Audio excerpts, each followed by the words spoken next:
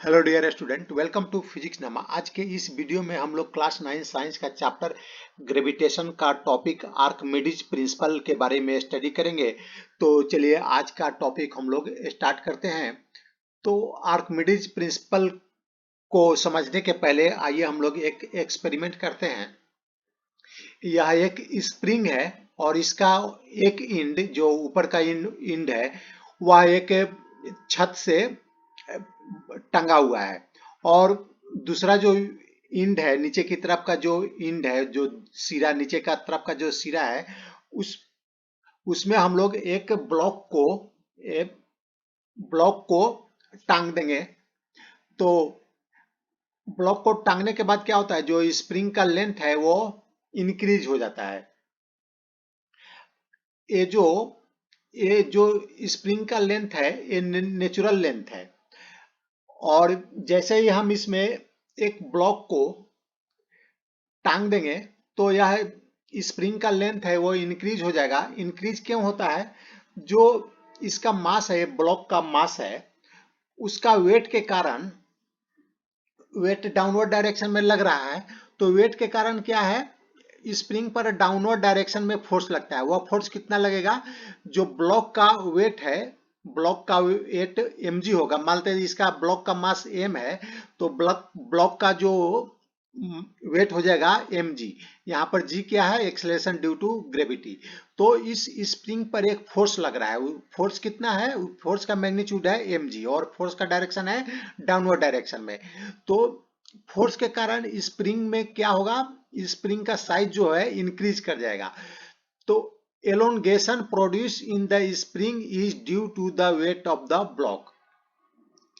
elongation जो हुआ spring में, या जो साइज इंक्रीज किया स्प्रिंग का, वो उसका रीजन क्या है? ये इसका वेट के कारण, वेट ने फोर्स लगाया इस पर, स्प्रिंग पर, जिससे उसका जो नेचुरल जो लेंथ था उस लेंथ में इंक्रीज कर गया।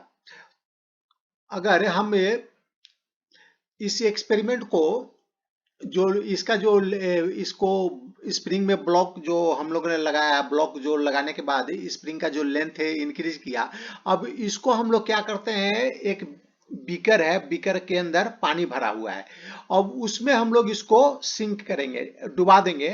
तो डुबाने के बाद हम देखेंगे, जैसे ही डुबाते हैं तो ये जो स्प्रिंग का लेंथ है वह डिक्रीज करने लगता है। स्प्रिंग का लेंथ डिक्रीज करने लगता है। तो लेंथ क्यों डिक्रीज कर रहा है? इसका डिक्रीज करने का रीजन क्या हो सकता है? अगर हम इस पर एक अपवर्ड डायरेक्शन में फोर्स लगाएंगे तभी जाके ये डिक्रीज करेगा। हम डाउनवर्ड डायरेक्शन में ही स्प्रिंग पर फोर्स लगा तो ये नीचे की डायरेक्शन में, डाउनवर्ड डायरेक्शन में इसका लेंथ इंक्रीज कर गया। अगर अपवर्ड डायरेक्शन में फोर्स लग रहा है तभी जाके इसका डिक्रीज कर रहा है लेंथ। तो यानी जब पानी में इस ब्लॉक को डुबाया गया तो पानी इसके ऊपर, या वाटर इसके ऊपर क्या कर रही है? एक अपवर्ड डायरेक्शन में फोर्स लगा रही है, तभी जाके इसका लेंथ डिक्रीज हो रहा है। तो इस ऑब्जर्वेशन से क्या हम निष्कर्ष निकाल रहे हैं, कंक्लूजन निकाल सकते हैं कि पानी ये क्या करती है, ये अपवर्ड डायरेक्शन में किसी भी ऑब्जेक्ट को अगर हम पानी के अंदर रखेंगे तो उस पर एक अपवर्ड डायरेक्शन में फोर्स लगाती है और उस फोर्स को हम लोग बुयंसी फोर्स बोलते हैं। The extension decreases once the block is lowered in water। इस स्प्रिंग का जो लेंथ है वह डिक्रीज करेगा जैसे ही इस ब्लॉक को हम किसी वाटर में डुबाएंगे। Upward force exerted by water is known as the force of buoyancy। Buoyancy force इसको बोलते हैं। जो वाटर अपवर्ड डायरेक्शन में फोर्स लगाता है उसको बुयंसी फोर्स बोलते हैं, या अपवर्ड डायरेक्शन में फोर्स बोलेंगे, अपवर्ड फोर्स।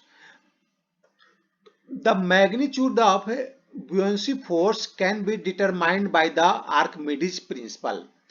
ये तो इस एक्सपेरिमेंट से हम लोगों ने क्या देखा कि वाटर है एक अपवर्ड डायरेक्शन में फोर्स लगा रहा है, लेकिन हमसे पूछा जाए कि जो अपर डायरेक्शन में फोर्स है उसका मैग्नीट्यूड क्या है, तो हमें मैग्नीट्यूड निकालने के लिए आर्किमिडीज प्रिंसिपल का हेल्प लेना पड़ेगा।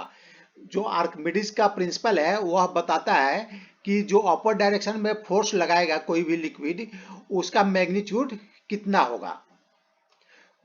तो देखिए आर्किमिडीज प्रिंसिपल क्या है, when a body is immersed fully और partially in a fluid, it is experience an upward force that is equal to the weight of the fluid displaced by it।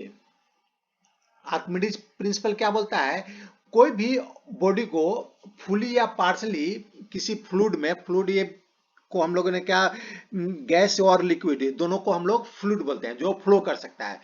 तो कोई body को fully या partially fluid में emerge किया जाए, डुबाया जाए, तो it experience an upward force, और तो उस पर एक अपवर्ड डायरेक्शन में फोर्स लगता है, और उसका जो मैग्नीट्यूड होगा वह इक्वल होगा फ्लूइड जितना डिस्प्लेस होगा उसके वेट के बराबर।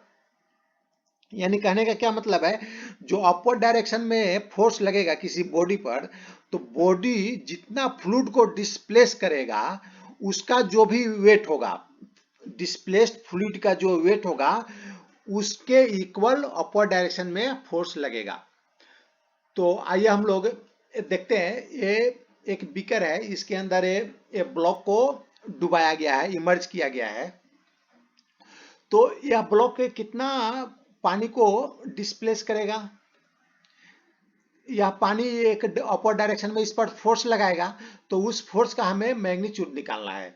तो देखिए यह ब्लॉक जो है कितना, इसका वॉल्यूम मान लेते हैं, ब्लॉक का जो वॉल्यूम है V है, let the volume of the block equal to V। तो यह अगर पानी के अंदर जाएगा तो ये कितना पानी को डिस्प्लेस करेगा, पानी को डिस्प्लेस कितना करेगा, तो यह जितना पानी के अंदर जितना भी प्लेस ऑक्युपाइड करेगा उतना ही डिस्प्लेस करेगा। तो ये पानी के अंदर कितना प्लेस ऑक्युपाइड किया, जितना इसका वॉल्यूम रहेगा उतना प्लेस ऑक्युपाइड किया, यानी इसने भी प्लेस ऑक्युपाइड किया, पानी के अंदर जो भी है पानी के अंदर इसने भी प्लेस ऑक्युपाइड किया। तो यहां से पानी कितना डिस्प्लेस हुआ, पानी डिस्प्लेस होगा भी पानी का डिस्प्लेस जो होगा उसका वॉल्यूम कितना होगा, उसका भी वॉल्यूम भी होगा, क्योंकि इसका वॉल्यूम भी है तो इतना ही जगह का वो पानी को डिस्प्लेस किया होगा, जितना जगह ये ऑक्युपाइड किया उतने ही जगह का पानी को डिस्प्लेस करेगा।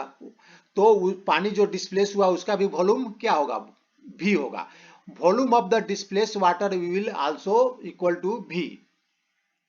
अब मान लेते हैं कि जो पानी है उसका जो डेंसिटी है रो है।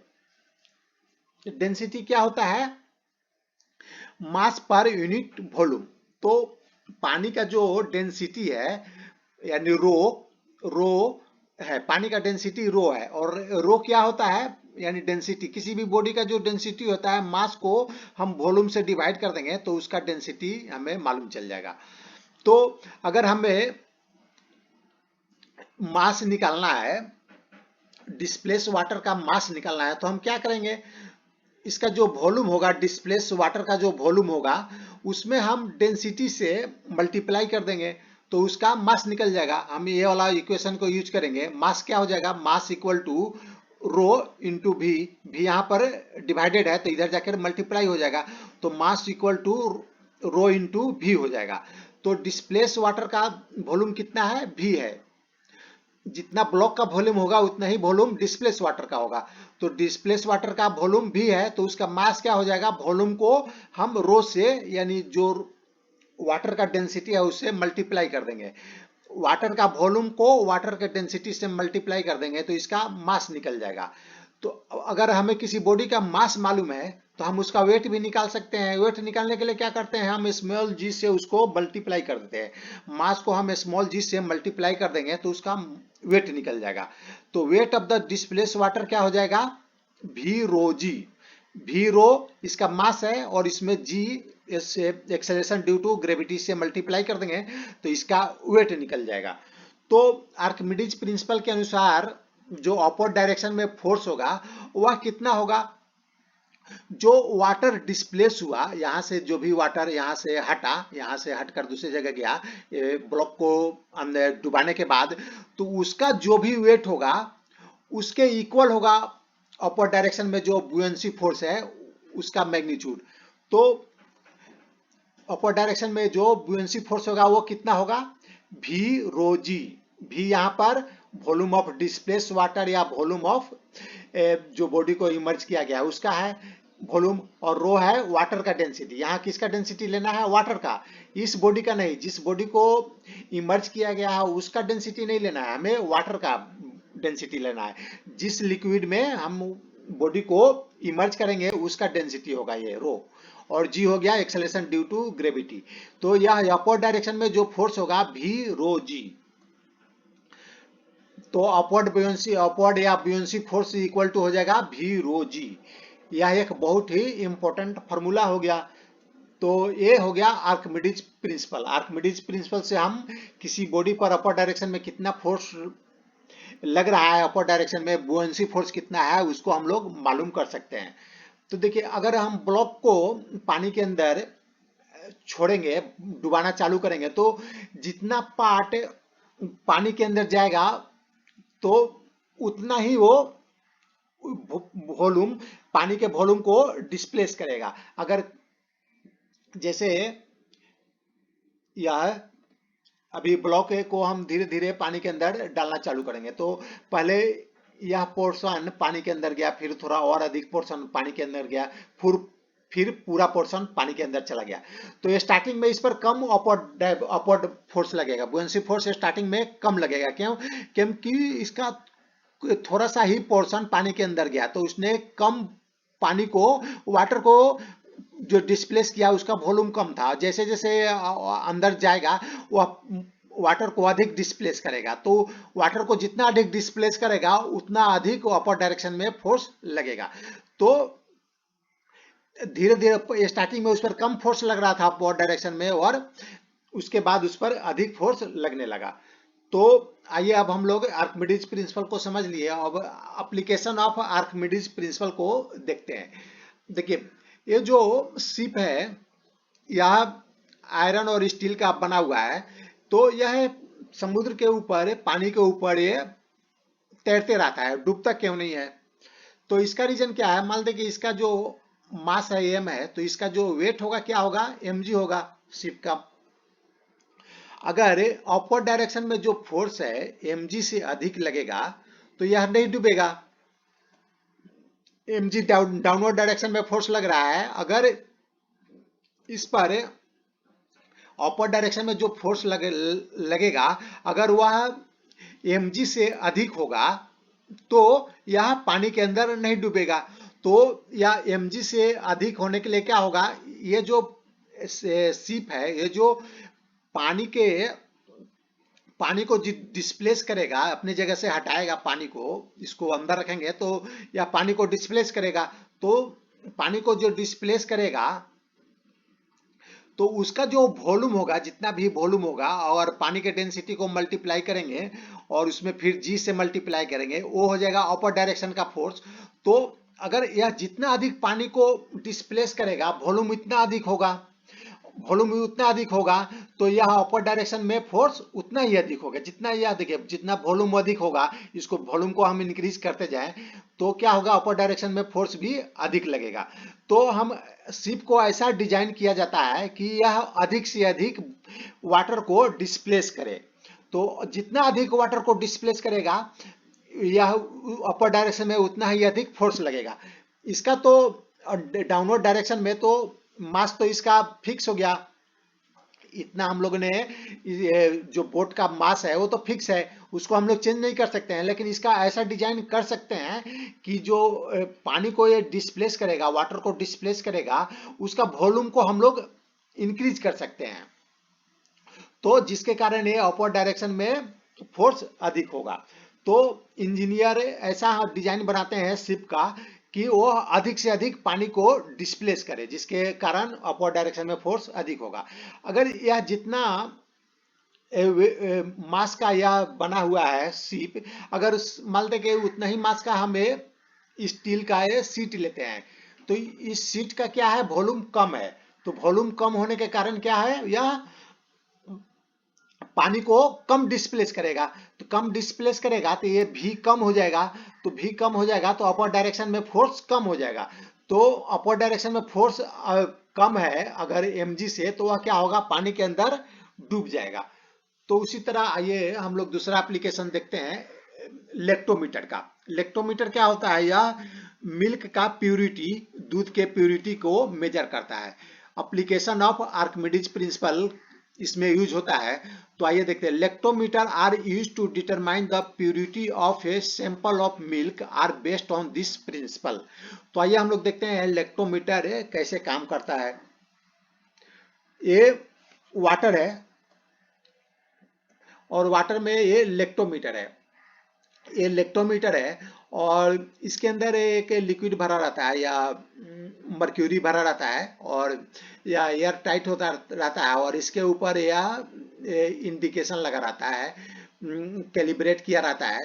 तो इसमें हम अगर प्योर वाटर में हम इसको अंदर डालेंगे तो क्या है, देखिए ये प्योर वाटर का जो ये लेवल है, वाटर का लेवल है, ये वो जो येलो लेवल है, येलो जहां पर यह समाप्त होता है वहां तक यह जो लेक्टोमीटर है पानी के अंदर डूब जाता है। तो ऐसा क्या हो रहा है कि इसका जो लेक्टोमीटर का कुछ वेट रहेगा, तो वेट के कारण यह नीचे की वेट का जो फोर्स है वो डाउनवर्ड डायरेक्शन में रहेगा और वाटर का जो ब्यूएंसी फोर्स है वह अपर डायरेक्शन में रहेगा। तो ये दोनों का नेट फोर्स के कारण यह यहाँ तक डूब गया, पानी के अंदर यहाँ तक इमर्ज हो गया। तो यहाँ पर अभी ये इंडिकेट कर रहा है, यह जो येलो लेवल है, येलो लेवल का अंतिम छोर यहाँ तक यह पानी का लेवल पहुंच गया है। तो अगर यहाँ तक पानी का लेवल रहेगा तो हम समझेंगे कि यहाँ तक अगर इलेक्ट्रोमीटर का लेवल रहेगा तो हम समझेंगे कि यह प्योर वाटर है, ऐसा इसका मार्किंग किया रहता है। तो अगर इसके बाद हम इसको मिल्क में, यह प्योर मिल्क है, अगर प्योर मिल्क में हम इलेक्ट्रोमीटर को डालेंगे तो क्या होगा, प्योर मीटर में हम इलेक्ट्रोमीटर का डाला तो यह आप देखिए, यह इसका जो मिल्क का लेवल और इलेक्ट्रोमीटर का जो इंडिकेटर है, यह ग्रीन इंडिकेटर के पास है। इसका जो सरफेस है, मिल्क का सरफेस है, वो ग्रीन लेवल के पास है। तो ऐसा क्यों हुआ, क्योंकि मिल्क का जो डेंसिटी है वो अधिक होता है, वाटर के से कंपेयर करेंगे तो मिल्क का डेंसिटी अधिक होता है। तो मिल्क का डेंसिटी अधिक होता है तो इस पर ये अपवर्ड फोर्स भी अधिक लगाएगा। तो अपवर्ड फोर्स अधिक रहेगा तो क्या होगा, यह पानी के अंदर अधिक नहीं जाएगा। इसमें देखिए वाटर का जो डेंसिटी है वो कम है, तो जिसके कारण यह पानी के अंदर बहुत अंदर तक चला गया। और मिल्क का जो डेंसिटी है वह अधिक होता है, तो जिसके कारण यह पानी के अंदर उतना नहीं गया जितना यह वाटर के अंदर गया था, क्योंकि मिल्क के कारण अपर डायरेक्शन में जो फोर्स है वह अधिक रहेगा। क्योंकि इसका डेंसिटी अधिक है तो भी रोजी हम फार्मूला यूज करेंगे तो भी रो अधिक है तो अपर डायरेक्शन में फोर्स भी अधिक लगेगा। तो ये जो इंडिकेटर है ग्रीन, यह बताता है कि यह मिल्क प्योर है, ऐसा इसको बनाया गया है। ये जो इंडिकेटर बनाया गया है, कैलिब्रेट किया गया है कि अगर ग्रीन लेवल तक जो रहेगा इसके डेंसिटी के अनुसार रहता है, जो मिल्क का डेंसिटी है उसको मेजर करके ये बनाया गया है। तो अगर ग्रीन लेवल तक ये दिख रहा है तो मिल्क प्योर है, अगर येलो तक रहेगा तो कुछ उसमें मिलावट किया गया है, अगर येलो से ज्यादा है तो उसमें पानी है। अब हम करते हैं कि यह एक दूसरा एक ग्लास लेते हैं जिसमें मिल्क और वाटर मिक्स है। तो एडुलेटेड मिल्क है यह, तो इसमें हम डालते हैं लेक्टोमीटर को। तो यह देखिए लेक्टोमीटर थोड़ा और ऊपर तक जाता है, यहाँ तक एक ग्रीन तक था प्योर मिल्क में और यहाँ देखिए येलो लेवल तक आ गया है। यानी इससे क्या मालूम चल रहा है कि, इससे मालूम चल रहा है कि जो इसका जो डेंसिटी है ये प्योर मिल्क के डेंसिटी से कम है, प्योर मिल्क के डेंसिटी से कम है, तभी जाके यहाँ थोड़ा और अधिक नीचे गया। तो मिल्क का डेंसिटी से कम है यानी इसमें कुछ मिलाया गया रहेगा, तो ही जाकर इसका डेंसिटी कम हुआ रहेगा, यानी इसमें पानी मिलाया गया है तभी जाकर इसका डेंसिटी कम हुआ है। तो यह मिल्क मिलावटी मिल्क है, और इसको हम लोग इलेक्ट्रोमीटर से ये मेजर कर सकते हैं कौन सा मिल्क मिलावटी है और कौन सा प्योर मिल्क है। तो आज का यह वीडियो समाप्त हुआ। अगर आपको अच्छा लगा तो इसे लाइक करें, शेयर करें। Thanks for watching.